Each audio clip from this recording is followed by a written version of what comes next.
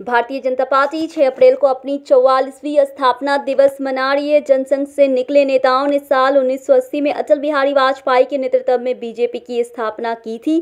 स्थापना के बाद बीजेपी ने सबसे पहला फोकस गुजरात, राजस्थान और संयुक्त मध्य प्रदेश पर किया था।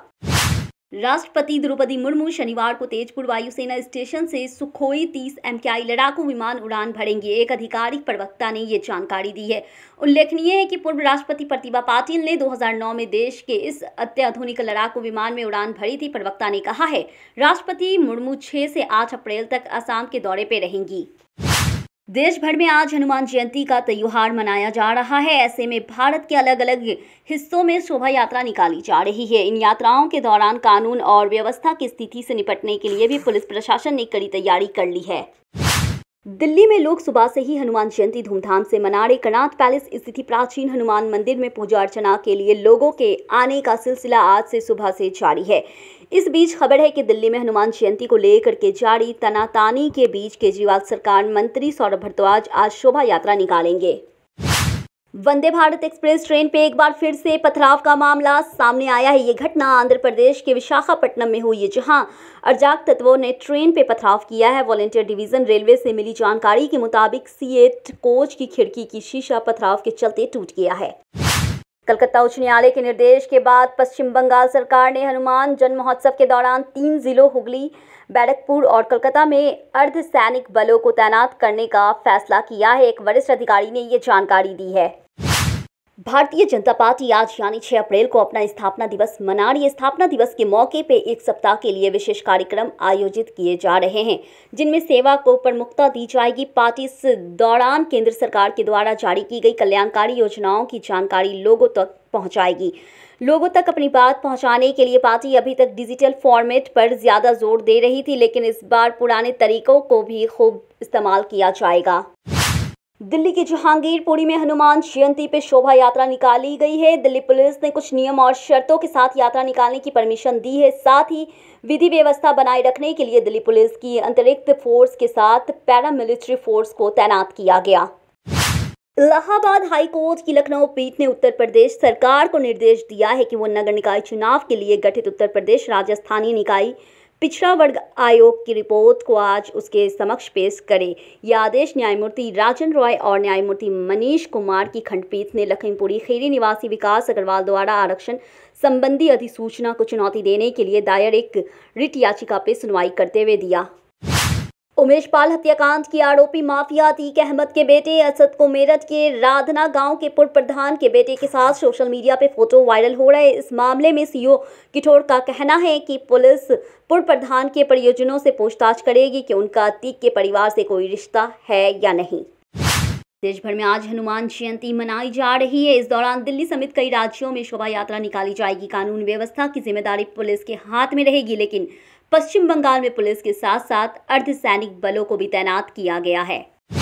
उत्तराखंड के नैनीताल जिले में हल्द्वानी स्थित सार्वजनिक संस्थान पर नमाजियों के वजू करने को लेकर के 2 गुटों में हुए संघर्ष के बाद 700 से ज्यादा ज्ञात लोगों के खिलाफ FIR दर्ज की गई है।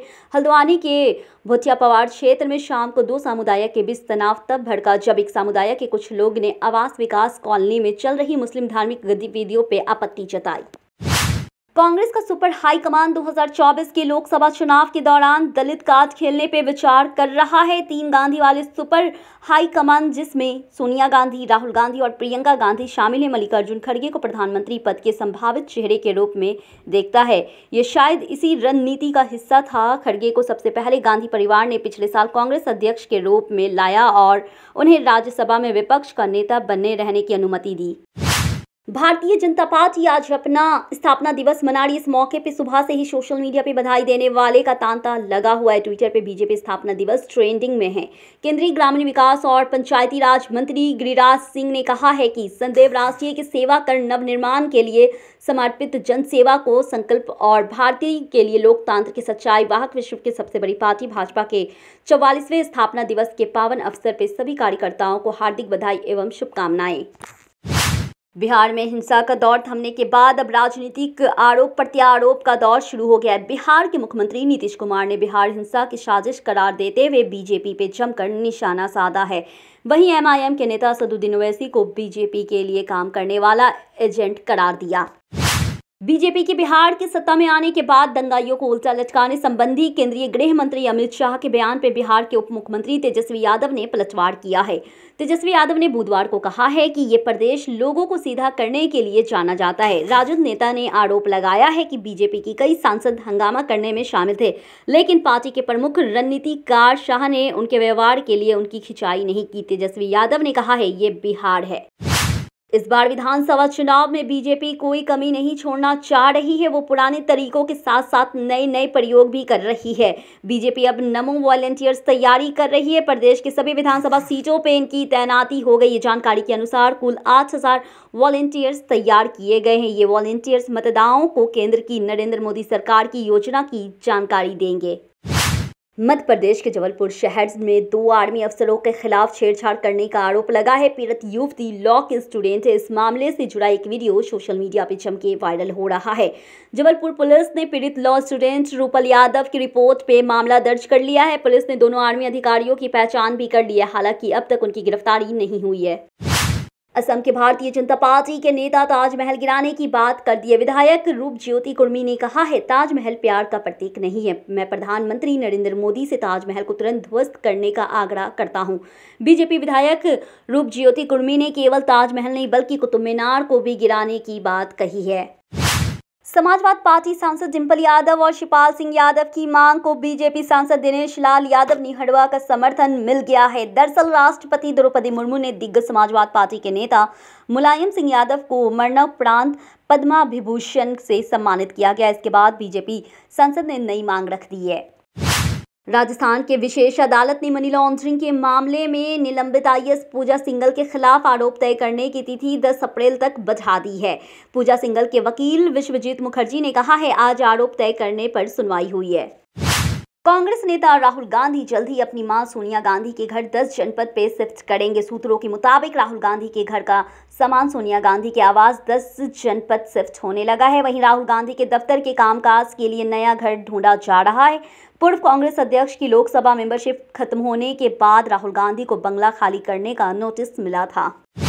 शिवसेना कांग्रेस राष्ट्रवादी पार्टी ने ठाकरे समूह की पदाधिकारी रोशनी सिंधे की पिटाई के विरोध में पुलिस आयुक्त कार्यालय में जन प्रकाश मोर्चा निकाला है। इसके बाद हुई बैठक में विधायक आदित्य ठाकरे ने मुख्यमंत्री एकनाथ शिंदे को चुनौती दी है।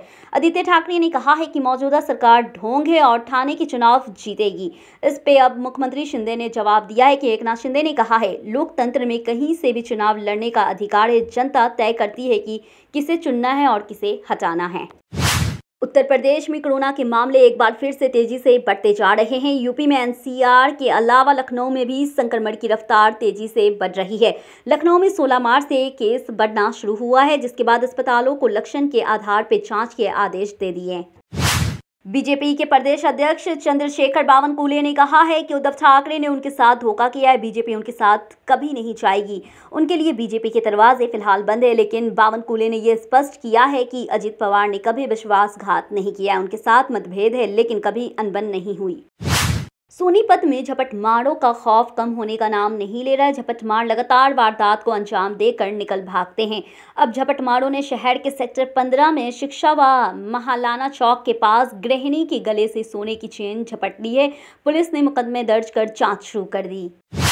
राजधानी दिल्ली सहित देश के कई राज्यों में हनुमान जयंती के अवसर पर शोभा यात्रा निकालने की तैयारी चरम पे है। इसको लेकर के माना जा रहा है कि दिल्ली की सड़कों पे लोगों की भारी भीड़ उमड़ सकती है और इसका सीधा असर नियमित ट्रैफिक पे भी देखने को मिल सकता है। दिल्ली पुलिस प्रशासन के साथ साथ दिल्ली ट्रैफिक पुलिस पे भी आम लोगों को जाम का निजात दिलाने के लिए भारी मशक्कत का सामना करना पड़ सकता है। उदयपुर के मावली तहसीलगत 29 मार्च को 9 साल की बच्ची के साथ रेप और फिर उसकी हत्या कर शव ठिकाने लगाने के लिए शरीर के 10 टुकड़े करने के मामले में उदयपुर में जन सैलाब उमड़ पड़ा है।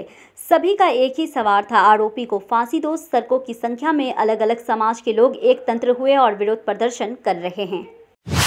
भारत में इस बार गर्मी ने फरवरी ही के महीने से अपना तेवर दिखाना शुरू कर दिया। भारत ही नहीं, दुनिया के कई देश गर्मी के मार झेल रहे हैं। जहां एक और धरती के कुछ हिस्सों में सूखे जैसा हालत बन रहा है, वहीं कुछ ऐसे शहर में जिन पे भविष्य में पानी में डूबे जाने का खतरा मंडरा रहा है। इस बात पे कोई दो राय नहीं है कि वर्तमान समय में ग्लोबल वार्मिंग की चिंता विषय है। दुनिया भर के देश ग्लोबल वार्मिंग से चिंतित है। इसी क्रम में वैज्ञानिक भी दावा कर चुके हैं कि अगर समुचित कदम न उठाए तो दुनिया के कई खूबसूरत शहर पानी में डूब जाएंगे। बुधवार को आईपीएल में पंजाब किंग्स ने राजस्थान रॉयल्स को रोमांचक मैच में 5 विकेट से हराया। पंजाब ने पहले बैटिंग करते हुए 1957 रन बनाए। इसके जवाब में राजस्थान की टीम 1952 रन बना सकी है। वहीं इस मैच में फैंस उस वक्त चौंक गए जब राजस्थान की ओर से सलामी बल्लेबाज के रूप में अश्विनी, यशवी और जायसवाल के साथ मैदान पर पहुंचे।